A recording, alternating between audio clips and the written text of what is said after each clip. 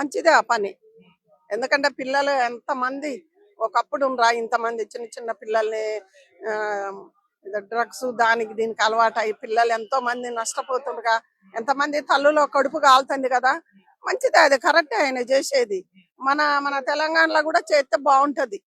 మంచిదే, అది మంచి పనే కదా అని నేను అనుకోవటం కదా, అందరు అనుకోవాలి, చెయ్యాలి కూడా.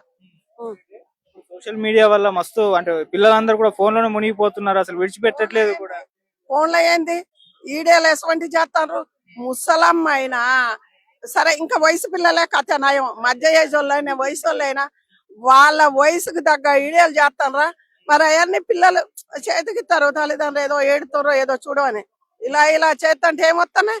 అవన్నీ చూస్తుంటే ఏంది, ఒకళ్ళు అన్నారులేగా, నేను పేరు చెప్పను, ఈ డ్రెస్ వేస్తేనే మీ చెల్లి ఈ డ్రెస్ వేసుకుంటే నీకేదో వస్తుందా అని అడుగుతాండ్రు. వాళ్ళకు బుర్ర ఉందో లేదో మరి. ఎందుకంటే వాళ్ళు మంచి హై క్లాస్ వాళ్ళు కదా, వాళ్ళు ఎక్కడో ఏడనో పోయి ఉంటారు. మరి పని చేసుకునే వాళ్ళు బీద పిల్లలు గట్ట పిల్లలు పోతుండ్రు. మరి వాళ్ళు ఎక్కడ ఉంటారు, రోడ్ల మీద ఉంటారు, ఇళ్ళల్లో పని చేసుకుంటారు.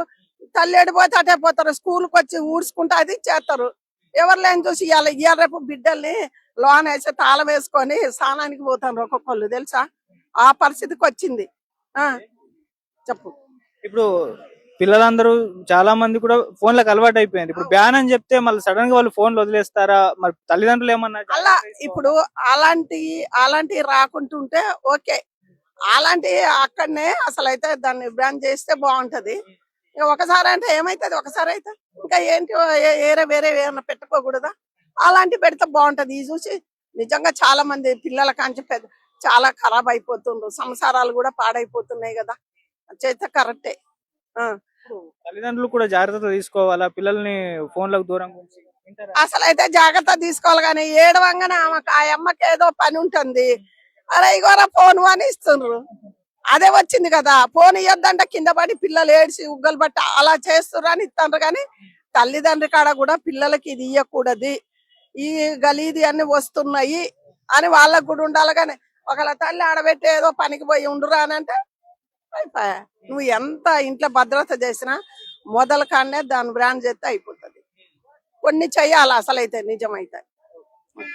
ఇప్పుడు మన 16 ఏళ్ల కంటే తక్కువ ఏజ్ ఉన్న పిల్లలకు సోషల్ మీడియా బ్యాన్ చేయాలని చెప్పేసి చంద్రబాబు నాయుడు గారి వల్ల ప్రకటించారు. అంటే 13 ఏళ్లకు ఆంధ్రప్రదేశ్ లో, కర్ణాటకలో 16.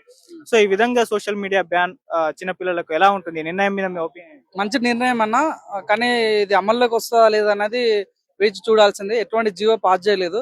ఆ జీవో పాస్ చేసి వాటిపైన చర్యలు తీసుకుంటే బాగుంటది.